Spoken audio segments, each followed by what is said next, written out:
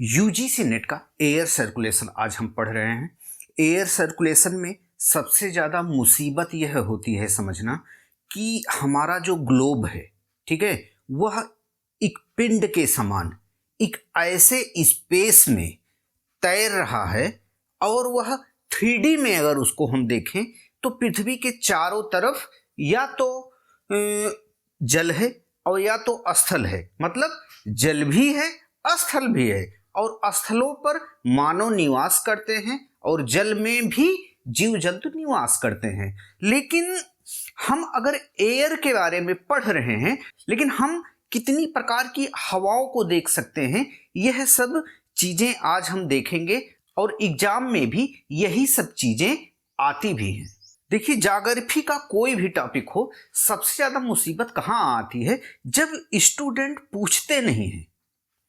पूछा कीजिए, जहां भी डाउट हो उसको पूछा कीजिए और रट्टा मारना तो छोड़ दीजिए, बस कॉन्सेप्ट पर ध्यान दीजिए। जैसे हवाएं कितने प्रकार की होती हैं। अब हवाओं को एयर सर्कुलेशन में जैसे हम हेडली सेल, फेरल सेल, ये सब चीजें पढ़ने जा रहे हैं आज। अब उसमें जब हम पढ़ा देंगे पूरी तरीके से, तो आपको जहां भी डाउट होगा उसको कमेंट करके जरूर पूछिएगा, हम अलग से एक वीडियो उस पर बना देंगे। आप ध्यान दीजिएगा कि हवा है, ठीक है, हवा चलती क्यों है, पहले ये कॉन्सेप्ट क्लियर कर लीजिए। हवा चलती है टेम्परेचर डिफरेंस के कारण। अब टेम्परेचर डिफरेंस क्या है? अब कहीं एक स्थल या एक जलीय भाग का टेम्परेचर अलग अलग है तब भी हवाएं चलेंगी। एक स्थान दूसरे स्थान का टेम्परेचर अलग अलग है तब भी हवाएं चलेंगी। और यहां तक कि पूरे ग्लोब का अपना टेम्परेचर तो अलग अलग है ही है। ध्रुवों पर कुछ और, विषुवत रेखा पर कुछ और। मतलब ध्रुवों पर कुछ और विषुवत रेखा पर कुछ और। मतलब दो ध्रुव हैं और एक विषुवत रेखा है, तो एक विषुवत रेखा पर कुछ और, ध्रुवों पर कुछ और। अभी हम समझाएंगे कि किस तरीके से आप पॉइंट टू पॉइंट एकदम से क्लियरिटी अपने दिमाग में रखिएगा कि ये चीजें जो बेसिक हम बता रहे हैं, यही टॉपिक को समझने में बहुत सहायक होंगी। देखिए, सबसे पहले आप यह क्लियर कीजिएगा कि ये मान लीजिए कोई स्थल है, ठीक है, ये कोई स्थल है। आप जहां भी रह रहे होंगे, जिस सिटी में रह रहे होंगे, जिस गांव में रह रहे होंगे, वहां पर क्या होता होगा कि वहां का अपना एक टेम्परेचर होता होगा, ठीक है। मान लीजिए यहां पर है और आपका दोस्त जहां रह रहा होगा वहां का भी अपना एक टेम्परेचर है, ठीक है। सब कहते हैं ना लोकल हवाएं, ठीक है, इंटरनेशनल हवाएं। ये हवाओं का तो कोई अपना नाम नहीं होता है, सब एक ही हवा है, एक ही समान की हवा है, एक ही तरीके की हवा है। हवा क्या मतलब, अलग अलग स्थानों पर अलग अलग नामों से उनको उन हवाओं का नाम रख दिया गया है, उससे कंफ्यूज मत होइएगा। अब देखिए, टेम्परेचर डिफरेंट। देखिए, मान लीजिए लोकल हवा क्या है, 2-4-10 किलोमीटर का अंतर रहता है मान लीजिए इन हवाओं में। यहां पर क्या है, मान लीजिए 20 डिग्री सेल्सियस, ठीक है, इस जगह का तापमान, और इस जगह का तापमान मान लीजिए 30 डिग्री सेल्सियस, ठीक है। टेम्परेचर आपका दोस्त मान लीजिए राम, ठीक है, और यहां पर श्याम। अब श्याम के जहां श्याम रह रहा है वहां का टेम्परेचर 30 डिग्री सेल्सियस है, और आप जहां रह रहे हैं अर्थात राम 20 डिग्री सेल्सियस है। अब देखिए यहां पर होता क्या है कि हवाएं हमेशा लो प्रेशर से हाई प्रेशर की तरफ मूव होती हैं, ठीक है। यहां परिपेक्ष में इसके लो प्रेशर है तो हवाएं जाएंगी हाई प्रेशर की तरफ। अब यहां इसके परिपेक्ष में यहां लो प्रेशर, यहां पर हाई प्रेशर। लेकिन समझने वाली बात क्या है, हमारी पृथ्वी तो पूरी तरीके से गोल है, ठीक है। कोई जरूरी नहीं है कि यहां पर 20 डिग्री है, यहां पर 30 डिग्री है तो ये यहां पर आपको यही मिलेगा या यही मिलेगा। हो सकता है यहां पर 10 डिग्री सेल्सियस हो जाए तापमान, ठीक है, यहां पर 10 डिग्री हो जाएगा तो होगा क्या कि यह यहां से हवाएं इस तरफ, ठीक है, आएंगी और यहां से हवाएं इस तरफ आएंगी। यही तो हो गया। अब हो सकता है हम 360 डिग्री के एंगल पर अगर पृथ्वी को देखें तो पृथ्वी तो चारों तरफ गोल ही है, ये देखिए चारों तरफ गोल ही है, यहां भी इंसान रह रहा है, यहां भी, यहां भी, यहां भी, ठीक है। यहां पर मान लीजिए 10 डिग्री सेल्सियस है, यहां पर 20 डिग्री सेल्सियस है, यहां पर 30 डिग्री सेल्सियस है और यहां पर 5 डिग्री सेल्सियस अगर है। ध्यान दीजिएगा, पृथ्वी कर्व है पूरी तरीके से, यहां पर 10 है, यहां पर 20, यहां 30, यहां पर 5। तो हो सकता है कि यह क्षेत्र इससे बहुत दूर में हो और यह जो 10 डिग्री सेल्सियस है, ठीक है, 10 डिग्री सेल्सियस हो सकता है यहां पर 4 डिग्री सेल्सियस हो, ठीक है। यह कंडीशनल होता है। आप एक बड़ी सोच लेकर के चलिए कि अगर आपके पास इतना बड़ा तल है तो कहीं पर 30 लोकल तरीके से, कहीं पर 20, कहीं पर 0 अगर हो गया, नहीं होता है अमूमन, लेकिन हम बता रहे हैं कि इस तरीके से चीजें होती हैं। कहीं पर 2 डिग्री सेल्सियस तो कुछ भी हो सकता है भाई। अगर मान लीजिए इस तरीके से पृथ्वी को हम देखते हैं और यहां पर कुछ और, यहां पर कुछ और, यहां पर कुछ और, यहां पर कुछ और, यहां पर कुछ और, यहां पर कुछ और। अब एक समान टेम्परेचर को दर्शाने वाली जो लाइन होती है, ठीक है, वह समताप रेखा होती है। एक समान दाब और ताप को दर्शाने वाली लाइन क्या कहलाती है? समताप या समदाब रेखा कहलाती है। उसको हम पढ़ा चुके हैं, आप जाकर के प्लेलिस्ट में देख लीजिए कि समदाब रेखा होती क्या है। तो अब यह चीज आपको क्लियर हो गया होगा कि एक लोकल हवा होती है जो 2, 4, 10 किलोमीटर, 20 किलोमीटर के इर्द गिर्द में क्रिएट होते हैं टेम्परेचर, और कहीं पर ज्यादा कहीं पर कम, वहां से एक स्थान से कम टेम्परेचर वाले स्थान से ज्यादा टेम्परेचर वाले स्थान पर हवाएं चलती हैं। और उसका कारण यही होता है कि इसके परिप्रेक्ष्य में यहां पर टेम्परेचर अगर मान लीजिए अधिक है, ठीक है, तो यह यहां की हवाएं ऊपर उठेंगी, ठीक है। अगर यहां पर 20 है, यहां पर मान लीजिए 20 है, ठीक है, तो यहां से हवाएं यहां की जाएंगी, इधर की हवाएं यहां, यहां की हवाएं यहां, ठीक है। और यहां की हवा फिर क्या हो गया, यहां अधिकता हो गई हवाओं की, और चूंकि गर्म भी है तो यहां से हवाएं ऊपर उठेंगी और यहां पर उतरेंगी, यहां पर उतरेंगी, ठीक है। अब यह हो गया लोकल तरीके से यह समझने का तरीका कि किस तरीके से लोकल तरीके में लोकल जगहों पर हवाएं चलती हैं। जैसे हम इर्द गिर्द छत पर खड़े हो गए, ठीक है, वहां पर हवाएं चल रही हैं, ठीक है। अब हम देखते हैं पूर्वा पवन, ठीक है, पछुआ पवन, ये सब इंटरनेशनल जो भी हवाएं होती हैं उस तरीके से हमें अपने घर पर या अपने छत पर देखने को नहीं मिलती हैं, हवाएं महसूस करने को नहीं मिलती हैं, या साइड से आती हुई नहीं मिलती हैं। अगर मान लीजिए सूर्य उत्तरायण हुआ तो कुछ अलग हवाएं चलती हैं, दक्षिणायन हुआ अलग हवाएं चलती हैं, तो वह इंटरनेशनल हवाएं हैं। अब उनको हम समझाते हैं। अब उसको जब समझाएंगे तो आपको ये समझ में आ जाएगा, ठीक है। एयर सर्कुलेशन ऐसे ही नहीं समझना चाहिए कि 0 डिग्री की हवाएं उतर गई 30-35 डिग्री पर तो यह एक हेडली सेल बन गया या फेरल सेल बन गया या ध्रुवीय सेल बन गया, इस तरीके से नहीं समझा जाता है। समझा एकदम बारीकी से जाता है ताकि कहीं से भी प्रश्न उठा सके एग्जामिनर, और उठाए तो आपको उसका आंसर मालूम रहे, या 4 ऑप्शंस कितना भी भ्रमित करे, 4 ऑप्शंस जब दे तो आप उसमें से एक पर निशान लगा सके और वह सही भी हो। देखिए लोकल हवा तो हम समझ गए किस तरीके से लोकल हवा चलती है या उठती है फिर गिरती है। 10-20 किलोमीटर के इर्द गिर्द में ये सारी हवाएं होती हैं। लेकिन हम इंटरनेशनल हवा मतलब कि पूरे ग्लोब पर जो चलने वाली हवाएं होती हैं वह किस तरीके से, उनका फॉर्मेट क्या होता है चलने का, उसको देख लें, तब हम जाकर के सेल पर आएंगे किस तरीके से हवा चलती है, उस पर कोरियालिस फोर्स किस तरीके से काम करता है, और वह हवाएं उत्तरी गोलार्ध में किस तरफ मुड़ जाती हैं, दक्षिणी गोलार्ध में किस तरफ मुड़ जाती हैं, और कोरियालिस फोर्स आखिर है क्या, क्या हम इसको अपने घर पर क्रिएट कर सकते हैं, इस पर क्या हम प्रैक्टिकल कर सकते हैं, ये भी देखेंगे। कोरियालिस फोर्स को रट लेना बहुत बड़ी बात नहीं है, उसको समझना बहुत बड़ी बात है। देखिए हम यही पहले सबसे पहले ये देखते हैं कि यह हमारा मान लीजिए ग्लोब है, ठीक है, यह ग्लोब है और यहां पर 0 डिग्री क्या है, अक्षांश है, ठीक है, और यहां पर क्या है 90 डिग्री अक्षांश है। और यहां पर क्या है 90 डिग्री अक्षांश है। ठीक है, ये बातें आपको समझ में आ गई। अब यहां देखिए ये करीब है 30 डिग्री अक्षांश और ये करीब है 60 डिग्री अक्षांश।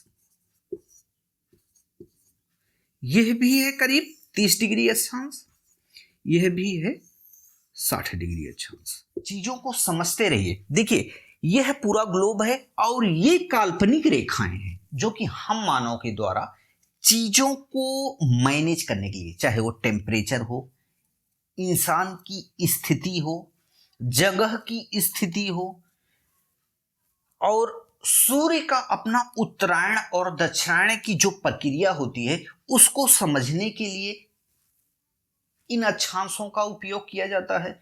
यही नहीं, देशांतर रेखाएं भी हैं।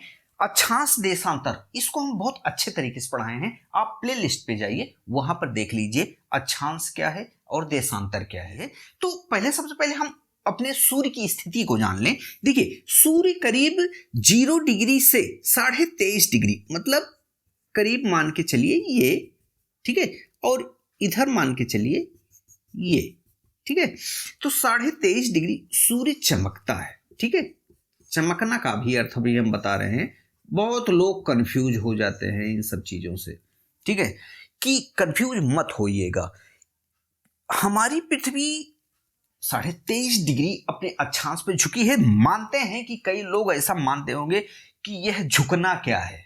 ठीक है, इसको भी हम समझाएंगे, अच्छे से समझाएंगे, या हमारे प्लेलिस्ट पे जाइए, बहुत सारे ऐसे वीडियो हम डाले भी हैं जो हम बताए भी हैं कि किस प्रकार से वह झुकी हुई है। और झुकने का अर्थ क्या है कि जैसे हम कोई गेंद ले लें, ठीक है, कोई गेंद ले लें, अब उस गेंद को कितना झुकाइए, गोल चीज तो गोल ही होती है, लेकिन उस परिपेक्ष में कैसे हम माने कि यही चीज है। ठीक है, अब उसको हम प्लेलिस्ट पे जाइए, वहां पर देख लीजिए कि किस तरीके से मैग्नेटिक फील्ड, जो पृथ्वी के अंदर मैग्नेटिक फील्ड है, वह कैसे इंडिकेट करती है कि उत्तरी ध्रुव कौन सी है, दक्षिणी ध्रुव। एक मान लीजिए आप चुंबक ले लिए, छड़ चुंबक, उसको लटकाने पर उत्तरी ध्रुव, दक्षिणी ध्रुव, इस प्रकार से भी हम समझ सकते हैं। यह मैग्नेटिक फील्ड ही बताती है कि उत्तर कौन सा है, दक्षिण कौन सा है। तो ये बहुत सारी बातें हैं, लेकिन आप स्टेप बाय स्टेप समझते जाइए कि सूरज केवल 23.5 डिग्री ऊपर तरफ, केवल 23.5 डिग्री उत्तरायण की तरफ जाता है पृथ्वी के, सीधा चमकने। ठीक है, सीधा चमकने, और 23.5 डिग्री दक्षिण की तरफ जाता है सीधा चमकने। अब ये भी क्लियर समझ लीजिए, यह सूरज नहीं जाता है, ठीक है, चमकने। यह हमारी पृथ्वी अपने एंगल पर मूव होती है, जिस वजह से हमें यह लगता है कि सूरज चमकने गया है या आया है। ठीक है, अब आप अच्छे से समझ रहे होंगे कि जहां पर मान लीजिए यहां पर, ठीक है, यहां पर सूर्य की किरणें सीधी पड़ रही हैं कर्क रेखा पर। ठीक है, कर्क रेखा पर, अब कर्क रेखा, मकर रेखा, विषुवत रेखा, ये सारी चीजें हम पढ़ा चुके हैं। यह देख लीजिए कर्क रेखा किसे कहते हैं, मकर रेखा किसे कहते हैं। ठीक है, अब देखिए सूरज की किरणें मान लीजिए कर्क रेखा पर सीधी पड़ रही हैं। ठीक है, अब यहां पर क्या हो गया, टेम्परेचर हाई। ठीक है, टेम्परेचर हाई हो गया। अब इसके परिपेक्ष में मकर रेखा पर क्या हो गया, टेम्परेचर लो। ठीक है, यहां पर हाई, यहां पर लो।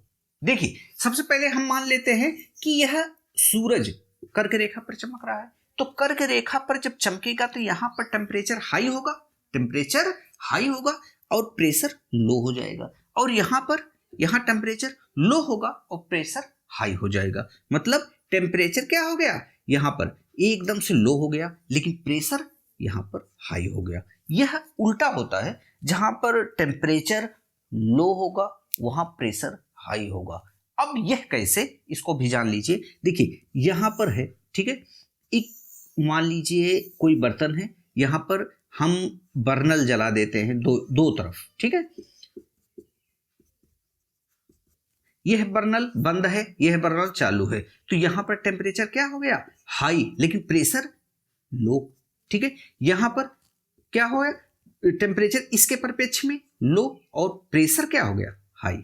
अब ये कैसे, इसको समझिए। देखिए यहां पर ठंडा होगा तो हवाएं ऊपर उठेंगे कि नहीं, नहीं, तो यहाँ प्रेशर, टेम्परेचर, ये दोनों चीजें हमेशा अपने दिमाग में रखिएगा। जहां पर टेम्परेचर लो होगा वहां पर नीचे की हवाएं ऊपर नहीं उठेंगी, इसलिए हवाएं नीचे रहेंगी, इसलिए प्रेशर दी पड़ी हैं, ठीक है। और यहां पर क्या हो गया, यहां बर्नल जल गया, ये चीजें गर्म हुई, यहां पर क्या हो गया, प्रेशर मतलब प्रेशर लो हो गया लेकिन टेम्परेचर हाई हो गया। मतलब टेम्परेचर जब बढ़ेगा तो हवाएं उठ जाएंगी, हवाएं जब उठ गई तो दबाने के लिए कुछ नहीं रह गया, इसलिए लो हो जाएगा। यही है इसका फंडा कि टेम्परेचर जब लो होगा तो प्रेशर हाई होगा, टेम्परेचर जब हाई होगा तो प्रेशर लो हो जाएगा।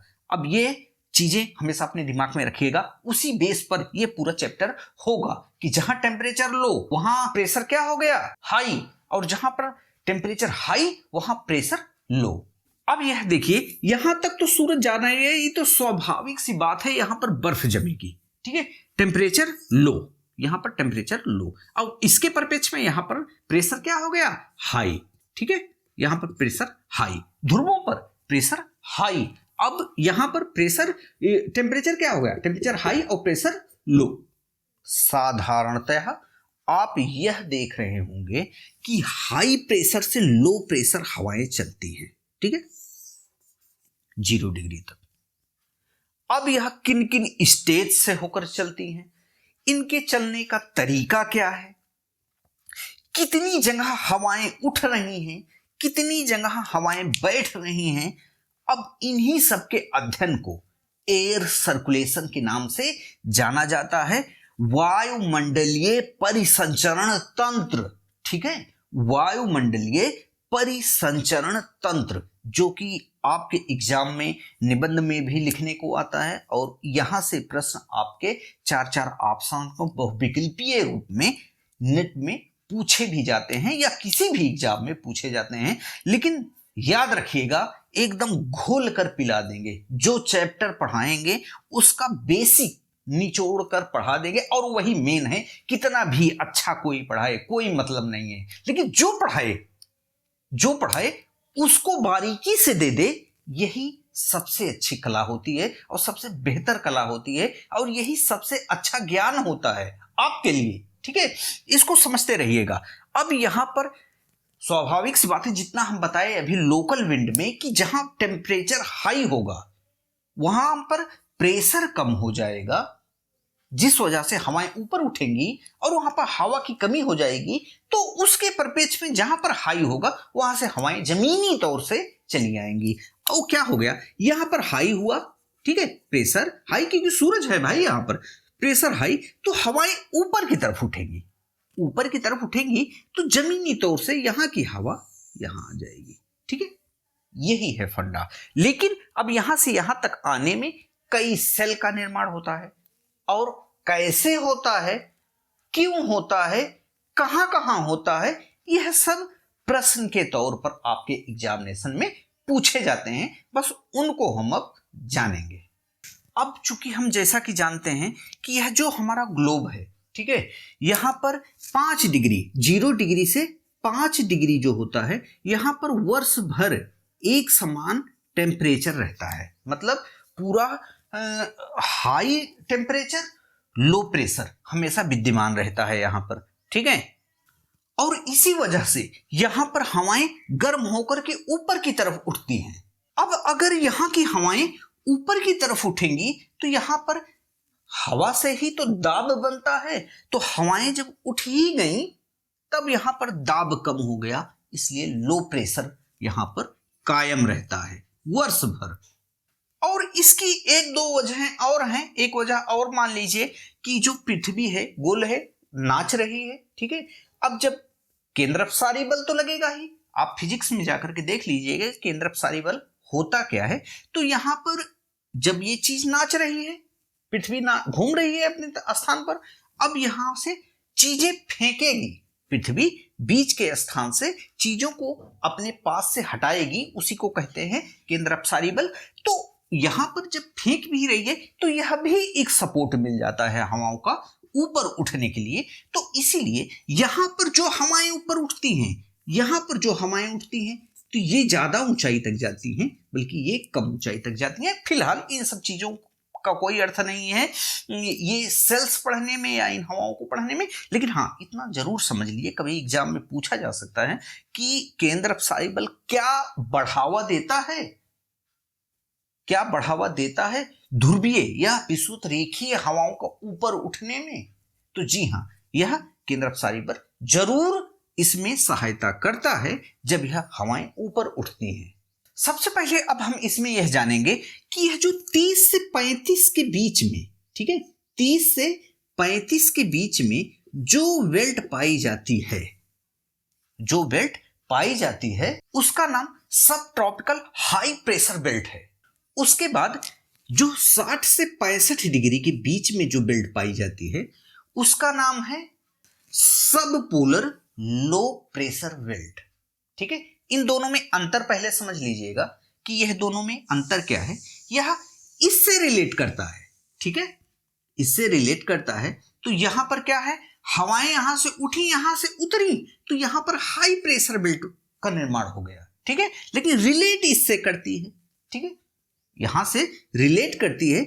ये पूरा ट्रॉपिकल क्षेत्र है जिससे इससे रिलेट यह करता है और इससे रिलेट यह करता है, मतलब यहां से हवाएं उठी, यहां पर उतर गई, ठीक है। तो हाई प्रेशर जहां से उठी वहां लो प्रेशर, मतलब यहां से उठी लो प्रेशर, यहां पर उतरी तो हाई प्रेशर। तो यहां पर क्या हो गया, हवाएं उतर रही हैं जिससे यहां पर क्या हो गया, हाई प्रेशर का निर्माण हो गया। तब यहां से हवाएं नीचे, ये मतलब यहां से उठी। अब इसको हम यहां पर देख लेते हैं, ठीक है। हाई टेम्परेचर 0 डिग्री पर हाई टेम्परेचर, ठीक है, यहां हाई टेम्परेचर, हवाएं ऊपर की तरफ उठी, ठीक है। हवाएं जब ऊपर की तरफ उठती हैं तो क्या होता है, यहां पर एलपी मतलब लो प्रेशर का निर्माण हो जाता है। अब यहां हवाएं इधर की तरफ आएंगी, ठीक है, और यहां आकर के यहां उतरेंगी, ठीक है। यहां पर जब उतरेंगी तो यहां पर कम तापमान है, ठीक है, कम तापमान है और प्रेशर हाई है, क्योंकि हवाएं उतर भी रही हैं और यहां पर इतना टेम्परेचर है भी नहीं कि यह गर्म होकर के ऊपर उठे। इसलिए यहां पर जब यहां पर ज्यादा हवाएं हो गई यहां के उतरने के कारण, तो यहां से हवाएं क्या हो गई, इधर की तरफ जमीनी तौर से चलने लगी। जहां पर गर्म क्षेत्र होता है वहीं पर हवाएं चलने की संभावना ज्यादा देखी जाती है, और जहां पर ठंडी का मौसम होता है, कभी सर्दियों में आपने आंधी आते नहीं देखा होगा, इसीलिए, और गर्मियों में आंधी आती है क्योंकि वहां की हवाएं ऊपर उठती हैं। आसपास क्षेत्र के परिप्रेक्ष्य में जो लोकल तरीके से कहीं पर 2-4-10 किलोमीटर 20 किलोमीटर के इर्द गिर्द में कहीं पर अपने स्थान के परिप्रेक्ष्य में वहां पर लो प्रेशर होगा, तो वहां से हवाएं आपकी तरफ मुड़ जाती हैं। और जितना डिफरेंट ये रहेगा लो प्रेशर हाई प्रेशर में, मतलब कहीं पर 5 डिग्री सेल्सियस और तो कहीं पर 100 डिग्री सेल्सियस, तो हवाएं कहां से कहां जाएंगी, 5 डिग्री से 100 डिग्री तरफ जाएंगी और बहुत तेजों से जाएंगी। अगर यह मान लीजिए 5 डिग्री, ये 10 डिग्री है केवल, तो यहां पर उतनी स्पीड से नहीं जाएंगी, मतलब टेम्परेचर डिफरेंट जितना होगा उतनी तेजों से यह रफ्तार पकड़ेंगी हवाएं जाने का, ठीक है, एक स्थान से दूसरे स्थान पर। तो यही हालात यहां पर क्रिएट हो रहे हैं कि जहां पर 0 डिग्री पर हवाएं ऊपर की तरफ उठी, 30 डिग्री पर जाकर के यहां से यहां तक गई, उठी, यहां तक गई, यहां तक गई और नीचे चली गई, नीचे चली गई, ठीक है। समझ में आ रही है बातें। इसको हम यहां पर बना दिए हैं, यह जमीन है, ठीक है, यह विषुवत रेखा है 0 डिग्री, ठीक है। यहां पर हवाएं सीधा ऊपर, मतलब ऊपर, ठीक है। अब यहां से हवाएं 30 डिग्री की तरफ मुड़ गई, मतलब यहां से उठी, यहां के लिए चली गई और यहां पर उतर गई, यहां पर उतर गई, जिससे यहां पर हाई प्रेशर बना, ठीक है। उतरी हवा के कारण प्रेशर, तो यहां पर हाई प्रेशर बना और टेम्परेचर क्या हुआ, यहां पर यहां हाई प्रेशर हो गया, टेम्परेचर लो तो होगा ही, क्योंकि यहां पर अगर हाई होता तो यहां हवाएं उतरती ही ना, यहां से हवाएं ऊपर की तरफ उठती, क्योंकि कोई चीज गर्म होगी तभी तो ऊपर उठेगी। तो यहां पर लो टेम्परेचर है 30 डिग्री पर, इसके परिप्रेक्ष्य में जहां पर यहां की हवाएं उठकर यहां पर उतर रही हैं। हाँ, कुछ चीजें ऐसी भी हैं जैसे हम 60-65 डिग्री पर अभी देखेंगे कि यह क्या है, ठीक है, यह क्या है, तो उसके परिप्रेक्ष्य में आप थोड़ा सा भ्रमित होंगे, लेकिन उसको हम संभाल लेंगे कि किस तरीके से यहां पर उल्टी संभावना क्रिएट होती है। अब हम यहां देखते हैं, यह है सब पोलर लो प्रेशर बेल्ट। यहां पर क्या है, लो प्रेशर बेल्ट। यहां पर हवाएं क्या है, उतरती नहीं है, ठीक है। लेकिन यहां इसके परिपेक्ष में तो यहां टेम्परेचर कम होता ही है, लेकिन यह कौन सी कंडीशन है, यह प्रकृति का एक अनोखा समझ लीजिए नजारा होता है कि यहाँ 60 डिग्री सेल्सियस पर कई ऐसी कंडीशन बनती हैं, कई ऐसी चीजें पृथ्वी के रोटेशन से लेकर कोरियोलिस फोर्स से लेकर के और ये डायनामिक जो पृथ्वी का घुमाव है, ठीक है, सारी चीजें इस पर काम करती हैं। अब थोड़ा सा कुछ चीजें हैं जिसको जानना आपके लिए बहुत अनिवार्य है।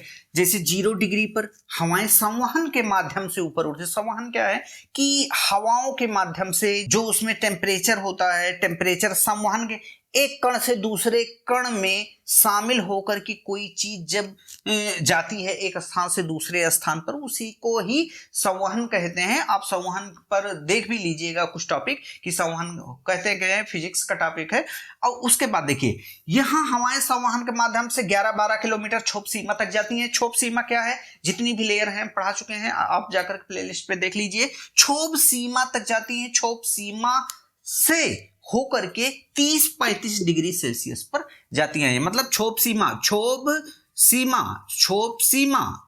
से होकर के यह 30 से 35 डिग्री अक्षांश पर जाकर के उतरती हैं। और यह बिल्कुल ना सोच लीजिएगा कि 0 डिग्री से उठती हैं, 0 डिग्री से उतरती हैं, नहीं, यहां से सिर्फ उठने का काम है, क्योंकि साल भर यहां पर सूर्य की किरणें सीधी पड़ती हैं। एक बात बहुत जरूरी है आपको समझाना कि जब हवाएं नीचे से ऊपर की तरफ उठती हैं तो वह ठंडी हो जाती हैं। लगभग 165 मीटर की ऊंचाई पर 1 डिग्री सेल्सियस का फर्क हवाओं में पड़ता है। जब ऊपर की तरफ उठती है 1 डिग्री सेल्सियस, वह तापमान कम हो जाता है। आप कहीं ना कहीं देखे होंगे कि जब पहाड़ों पर जाते हैं, कहीं गर्म इलाके में ही पहाड़ों पर जब जाते हैं तो वहां पर टेम्परेचर आपको लो मिलता है। ये कारण क्या है, जब भी हम 165 मीटर की ऊंचाई पर जाते हैं एक औसतन, तो वहां पर 1 डिग्री सेल्सियस तापमान कम देखने को हमको मिलता है। इसीलिए आप कभी भी जम्मू कश्मीर या नेपाल या कहीं भी ऐसे उत्तराखंड कहीं भी जाते होंगे तो वहां पर टेम्परेचर लो मिलता होगा। गर्मियों के भी समय वहां पर टेम्परेचर लो मिलता होगा। परिपेक्ष में कहां पर, मैदानों के परिपेक्ष में वहां पर टेम्परेचर लो मिलता है। तो इस प्रकार जब 0 डिग्री से हवाएं ऊपर की तरफ उठकर जाती हैं तो यह 11-12 किलोमीटर तक जाती हैं। तो इसका मतलब काफी सारे ऐसे 165 मीटर हो जाते हैं। तो हवाएं ठंडी हो जाती हैं। जो ठंडी चीजें हैं वो भारी हो जाती हैं। जब भारी हो जाती हैं तो चूंकि यहां से यहां तक नहीं, तो यहां पर 30 डिग्री पर उतरेंगे ही, क्योंकि ठंडी होकर वो भारी हो गई हैं, अब उतरेंगे ही। जब ठंडी होकर के भारी हो गई हैं, उतरेंगी, तो यहां टेम्परेचर क्या हो गया, लो ही है। तो यहां पर हवाओं की अधिकता आ जाती है, और जब अधिकता आ जाती है तो हवाएं 0 डिग्री की तरफ और 60 डिग्री की तरफ मूव हो जाती हैं। देखिए, कोई ऐसा जरूरी नहीं है कि 0 डिग्री से हवाएं ऊपर की तरफ उठी, 30 डिग्री पर गई, 30 डिग्री से हवाएं 0 डिग्री पर ही आएंगी, 30 डिग्री से 0 डिग्री पर तो आएंगी, लेकिन 30 डिग्री से 0 डिग्री की तरफ ही आएंगी, ये गलत है। मतलब 30 डिग्री से यहां भी आएंगी, यहां भी जाएंगी, मतलब 60 डिग्री की तरफ भी जाएंगी और 0 डिग्री की तरफ भी आएंगी। और एक चीज, अब यहां 0 डिग्री से हवाएं ऊपर की तरफ उठी तो 30 डिग्री की तरफ आएंगी, तो लेकिन ऊपरी वायुमंडल की बातें हो रही हैं, यहां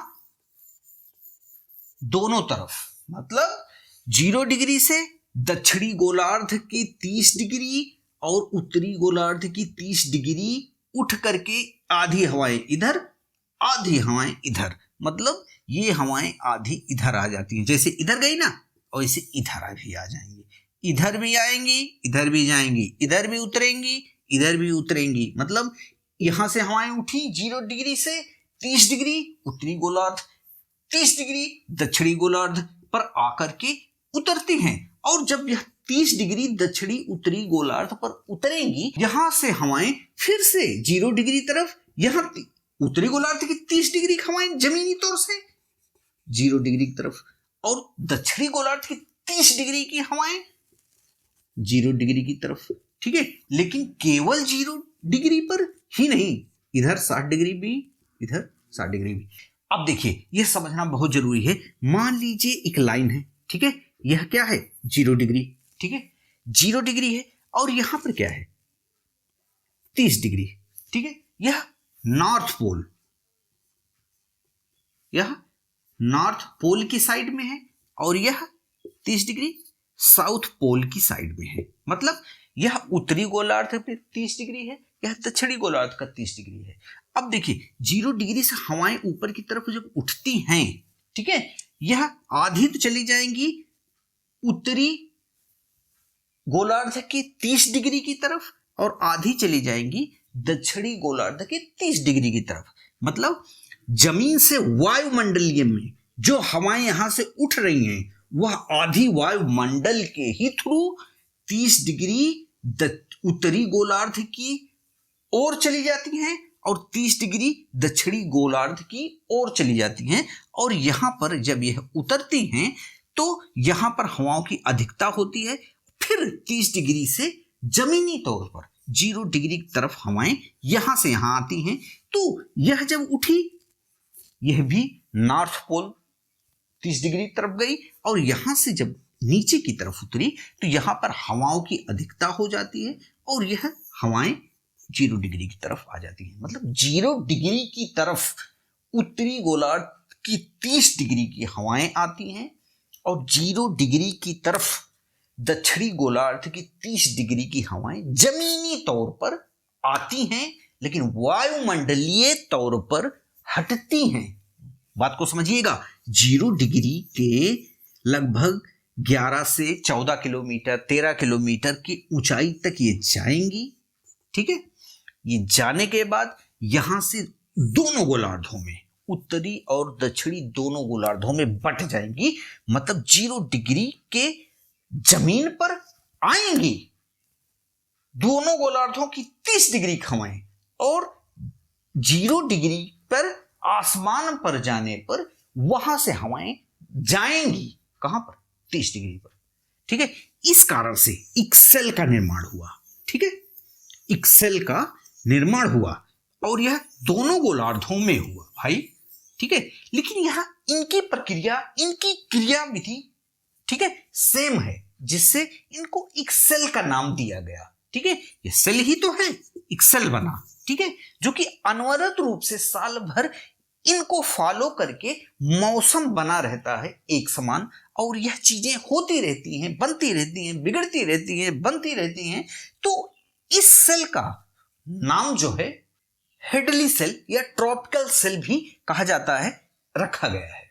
चूंकि इन हवाओं का पता हेडली महोदय ने लगाया था, इसलिए हेडली सेल इसे कहा जाता है। अब हेडली सेल अगर कभी भी आए तो समझ लीजिएगा कि 0 डिग्री से हवाएं जमीन से ऊपर की तरफ जाती हैं और वायुमंडलीय तौर पर उत्तरी और दक्षिणी गोलार्ध की तरफ मुड़ जाती हैं वायुमंडलीय तौर पर, और जमीन पर उतरती हैं कहां, उत्तरी और दक्षिणी गोलार्ध के 30 डिग्री जमीन पर उतरती हैं जहां की टेम्परेचर लो है प्रपेक्ष में, और वहां से हवाएं जमीनी तौर पर विषुवत रेखा की तरफ मुड़ती हैं और फिर उठती हैं। तो दोनों गोलार्धों में 0 से 30 या 35 डिग्री के बीच में जो सेल का निर्माण एक हो जाता है, अदृश्य सेल का निर्माण जो हो जाता है, उसको क्या कहते हैं, उसको कहते हैं ट्रॉपिकल सेल या हेडली सेल। अब इसके अलावा बीच में फंस गया कौन, यहां पर अगर हमें ग्लोब को देखें तो यहां पर 0 डिग्री, यहां पर 30 डिग्री और यहां पर 60 डिग्री, यहां पर 90 डिग्री। तो यहां पर 30 डिग्री, यहां पर 60 डिग्री, यहां पर 90 डिग्री। मतलब क्या है, यहां पर 60 से 65 डिग्री, ये 0 डिग्री, ये 30 डिग्री, ये 30 डिग्री और ये 60 डिग्री और यहां पर 90 डिग्री। तो यहां पर क्या है, यहां से हवाएं ऊपर की तरफ उठी, ठीक है, और 30 डिग्री पर उतर गई, कुछ हवाएं इधर आ गई और कुछ हवाएं उधर चली गई जमीनी तौर पर, ठीक है। यही प्रक्रिया इधर भी हुई, लेकिन एक ही साइड में हम समझ लेते हैं कि देखिए 60 डिग्री की तरफ गई, ठीक है, जमीनी तौर पर क्या हुआ, यहां टेम्परेचर इसके परपेक्ष में, यहां के परपेक्ष में, यहां तो क्या है लो है, ठीक है, यहां पर, और हवाएं कहां से कहां चलती हैं, लो से हाई परपेक्ष में। तो यहां से जमीनी तौर पर यहां पर हवाएं आई, 30 डिग्री की हवाएं यहां गई, 30 डिग्री पर हवाएं उठ ही नहीं सकती हैं क्योंकि 0 डिग्री से उठ रही हैं, 30 डिग्री पर उतर रही हैं, ठीक है। जब 30 डिग्री पे उतर रही है, यहाँ हवाओं की अधिकता हो जाती है, कुछ 0 डिग्री आ गई, कुछ 60 डिग्री, 60 से 65 डिग्री। अब जब 65 डिग्री पर ध्रुवों की भी हवाएं आएंगी भाई नीचे की तरफ, क्योंकि यहाँ टेम्परेचर लो है। अब यहाँ पर तो हाई है, जमीनी तौर पर हाई है, लेकिन अब क्या करें, ये डायनामिक प्रक्रिया है। यहाँ पर पृथ्वी अपने अक्षांश पर घूम रही है और यह प्रक्रिया, यहाँ का प्रभाव बहुत ज्यादा है और यह लूज पड़ जाता है। देखिए यहाँ का जो प्रभाव है, इस गर्मी का जो प्रभाव है वह बहुत ज्यादा है। किसके प्रपेक्ष में? इसके प्रपेक्ष में, ठीक है। यहां का अपना प्रभाव डिम पड़ जाता है, अपना मेन तरीके से ये समझिए, यहां का प्रभाव डिम पड़ जाता है और यहां का प्रभाव इतना ज्यादा हो जाता है कि यहां का प्रभाव डिम पड़ जाता है, ये बीच का बिचौलिया बन जाता है, ठीक है। इसमें और भी बहुत सारे कारण हैं जो कि हम बताएंगे, लेकिन इस मेन तरीके से इसी को ही समझिए कि यहां से जब हवाओं की अधिकता इधर गई, ठीक है, हवाएं इधर गई और यहाँ 90 डिग्री से इधर आई, तो यहाँ पर हवाओं की अधिकता, यहाँ से फिर हवाएं उठने लगती हैं, जो कि दोनों तरफ 90 डिग्री पे उतरेंगी और 30 डिग्री पे उतरेंगी। मतलब 30 डिग्री पर 0 डिग्री की हवाएं भी उतरेंगी, 30 डिग्री पर 60-65 की भी हवाएं उतरेंगी, ठीक है। तो जिससे क्या हो गया, यहाँ पर हवाएं सिर्फ उठ रही हैं और यहाँ पर हवाएं सिर्फ नीचे की तरफ आ रही हैं। तो यहां से हवाएं जमीनी तौर से 60 डिग्री और 0 डिग्री तरफ जा रही हैं जमीनी तौर पर, और यहां से 0 डिग्री से हवाएं 30 डिग्री पर और 60 डिग्री से हवाएं 30 डिग्री पर, और 60 डिग्री की हवाएं ऊपरी तौर पर 90 डिग्री पर और 30 डिग्री पर। समझ गए? अब देखिए 3 चीजें हैं, ठीक है। यहां पर फेरल सेल इसको नाम दिया गया है, जो 30 डिग्री से 60 डिग्री पर यह घूम रहा है, जिस इस तरीके से घूम रहा था ना, 60 डिग्री पर जमीनी तौर से 30 डिग्री से जमीनी तौर पर 60 डिग्री गई, ऊपर उठी, कुछ उधर चली गई कुछ इधर, लेकिन इधर का सेल हम देखेंगे 60 डिग्री ऊपरी तौर पर 30 डिग्री पर उतरी, फिर 30 से 60, फिर 30 से, जो ये सेल बना इसको फेरल सेल के नाम से जाना जाता है, या इसको इंग्लिश में टेम्परेट सेल भी कहा जाता है। इसको आप अपने दिमाग में रखिएगा, कभी कभी एग्जाम में आता है। अगर इंग्लिश मीडियम के हैं आप तब तो ठीक है, अगर हिंदी मीडियम के हैं तो पलट के पेज देख लीजिएगा, इंग्लिश मीडियम वाले भी, इंग्लिश में भी जो लिखा रहता है टेम्परेट सेल। अगर मान लीजिए हिंदी में कई नाम हो जाते हैं इधर उधर, लेकिन अगर आप देखते हैं इंग्लिश में टेम्परेट सेल ही इसका नाम दिया गया रहा होगा। और यही नहीं, 60 डिग्री से जो ऊपरी तरीके से 90 डिग्री पर उतर रही है और 90 से 60 डिग्री पर हुए, इसे ध्रुवीय सेल कहा जाता है। मतलब 0 से 30 हेडली सेल, 30 से 60 फेरल सेल और 60 से 90 ध्रुवीय सेल, ठीक है। 3 सेल का निर्माण हुआ कि नहीं? अब ये कैसे हुआ, क्यों हुआ, ये सारी चीजें हम आपको समझा दिए हैं कि टेम्परेचर डिफरेंट के कारण हवाएं चलती हैं, और हवाओं को ना ही पैदा किया जा सकता है ना ही मिटाया जा सकता है। तो हवाएं तो एक बार ऊपर उठेंगी, नीचे आएंगी, नीचे की हवाओं को तो हम महसूस कर लेते हैं, लेकिन ऊपरी हवाओं को ना हम देख पाते हैं और ना ही महसूस कर पाते हैं, ठीक है। इसलिए ये हवाएं जो आज हमें लग रही हैं कभी कभी ऊपर भी जाती हैं, तभी तो बादल भी ऊपर जाते हैं। तो यही सारी चीजें हैं जिसको समझना, धीरे धीरे आप बुक पढ़ते रहिएगा, ठीक है। सविंदर सिंह ले लीजिए, उसको पढ़ते रहिए, पूरा क्लाइमेटोलॉजी बहुत अच्छे से पढ़ाया गया है, तो उसको पढ़िए और इसको समझते रहिए, ठीक है। अब यहां से हवाएं ऊपर की तरफ, नीचे की तरफ, एक सेल हेडली सेल, 30 से 60 फेरल सेल और 60 से 90 ध्रुवीय सेल का निर्माण हो जाता है।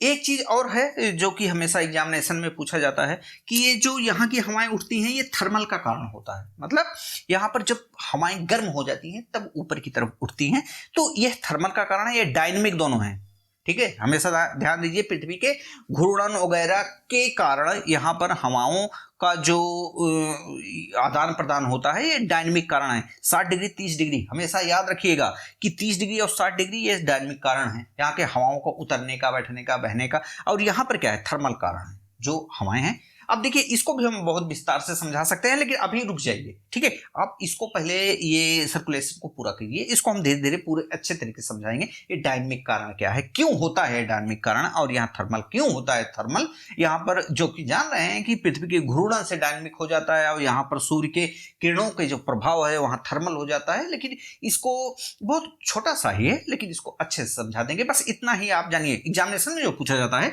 ये दोनों डायनेमिक, ठीक है। ये 30 ये जो है 0 डिग्री, यहाँ पर हवाएं जो उठने का मैटर बता रहे हैं, कोई सेल का मैटर नहीं। यहाँ पर जो यहाँ पर 30 डिग्री पर ये डायनेमिक है, 60 डिग्री डायनेमिक है, ये थर्मल है, ठीक है। 0 डिग्री का यहाँ हवाओं का उठना बैठना ये दोनों मिला करके, ठीक है, इतना ध्यान लीजिए। 60 और 30 डिग्री डायनेमिक है। और चूंकि आप जैसे कि जानते ही हैं पिछली क्लासों में कि हॉर्स लेटीट्यूड किसे कहते हैं, वह 30 से 35 डिग्री अक्षांशों के बीच में हॉर्स लेटीट्यूड के, उसका भी कुछ कारण है। कुछ लोग घोड़ों का व्यापार करते थे तो वहाँ पर जो नाव पर लगा हुआ था पर्दा भारी सा, उसके कारण ये समझ पाए कि यहाँ पर हवाएं ना चलती हैं तो घोड़ों को कुदा देते थे। तो वहाँ पर एकदम शांत मौसम के कारण जिस तरीके से वहाँ कंडीशन उत्पन्न हुआ वो हॉर्स अक्षांश के नाम से जाना जाता है, 30 से 35 डिग्री।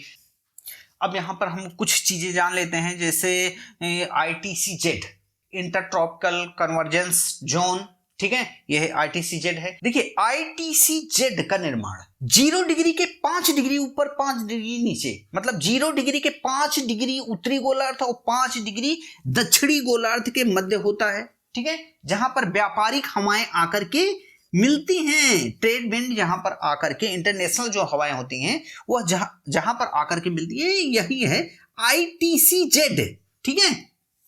और ये ITCZ के क्षेत्र में जो हवाएं आती हैं, यह कोरियालिस फोर्स उन पर कार्य करता है और वह तिरछी हो जाती है, ठीक है। कोरियालिस फोर्स एक फोर्स ऑफ डिफ्लेक्शन होता है, जिसे हिंदी में कहे तो विक्षेपण बल। जो पृथ्वी पर जो चीजें गति कर रही हो उस पर यह काम करता है, और पृथ्वी भी अपने अक्ष पर घूम रही है, जिससे यह बल उस पर कार्य करता है। यह कोरियालिस महोदय ने बताया था। और इसी से रिलेट करके एंगुलर मोमेंटम भी बताया था, उस पर हम बाद में चर्चा करेंगे। लेकिन हाँ, एंगुलर मोमेंटम की थ्योरी इसी पर आधारित है, ठीक है, कोरियालिस फोर्स के ही तहत। फेरेल के नियम के अनुसार उत्तरी गोलार्ध में अपने दाहिने तरफ हवाएं मुड़ जाती हैं और दक्षिणी गोलार्ध में अपने बाएं तरफ मुड़ जाती हैं। लेकिन इस बात का ध्यान हमेशा रखिएगा कि जैसे ये ग्लोब है, ठीक है, यहां पर विषुवत रेखा, यहां हवाएं जहां चल रही हैं, जिस साइड में चल रही हैं, वहां पर अपने बाएं तरफ मुड़ जाएंगी, ठीक है, अपने बाएं तरफ मुड़ जाएंगी।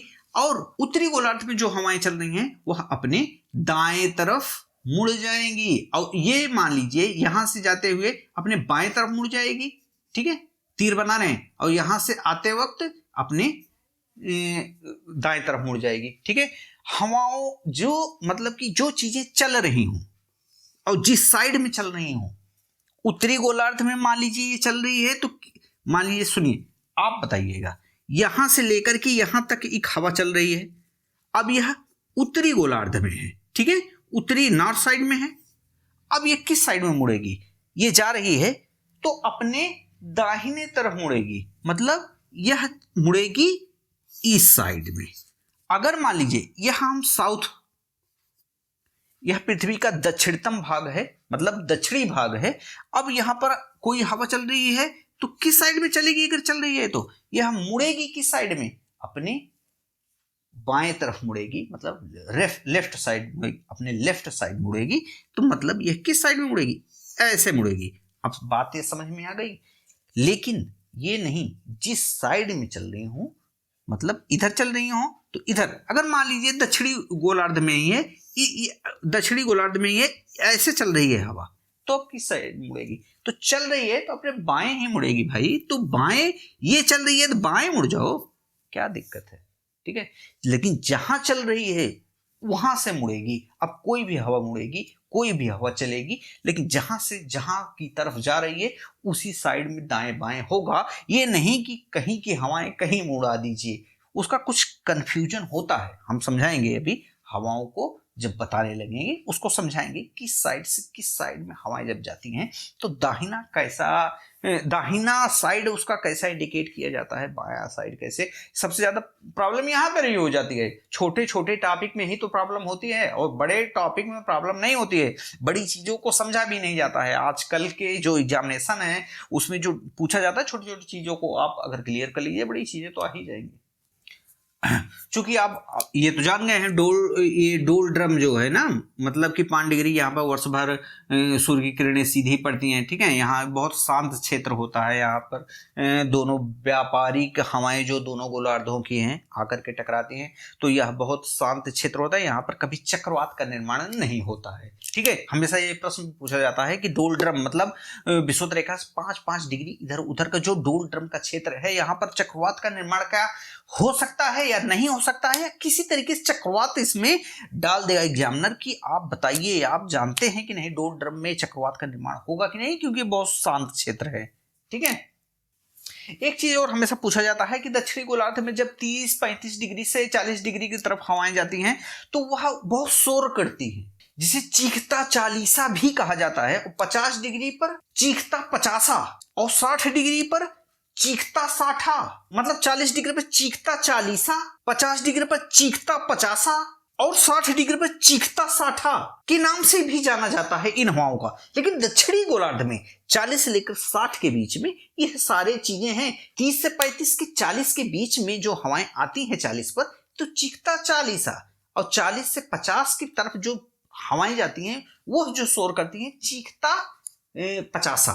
ठीक है, और 50 से 60 के बीच में जो जाती हैं हवाएं उसको चीखता साठा के नाम से जाना जाता है। क्योंकि दक्षिणी गोलार्ध में समुद्र की दूरी ज्यादा है, ठीक है, वहां पर स्थलों की कमी है, जिस वजह से ऐसी स्थिति उत्पन्न होती है जो हवाएं जाती हैं एकदम से निचाट मिल जाता है, खुला मिल जाता है, बहुत ज्यादा अवरोध नहीं मिलता है, और पृथ्वी के घूर्णन, कोरियालिस फोर्स, सारी चीजें मिला करके ये ऐसी स्थिति उत्पन्न होती है जो बहुत शोर मचाती है हवा। इसलिए हर एक अक्षांश पर अपनी एक विशेषता है, अपना एक नाम है, जिससे इन नामों से जाना जाता है। मोटे तौर पर जितनी भी स्थितियां बनती हैं, जितने भी कंडीशन बनते हैं, जो चीजें हैं उसको हम समझा चुके हैं, और कहेंगे तो एक क्लास और ले लेंगे इसकी और अच्छे से फिर से हम आपको समझा देंगे।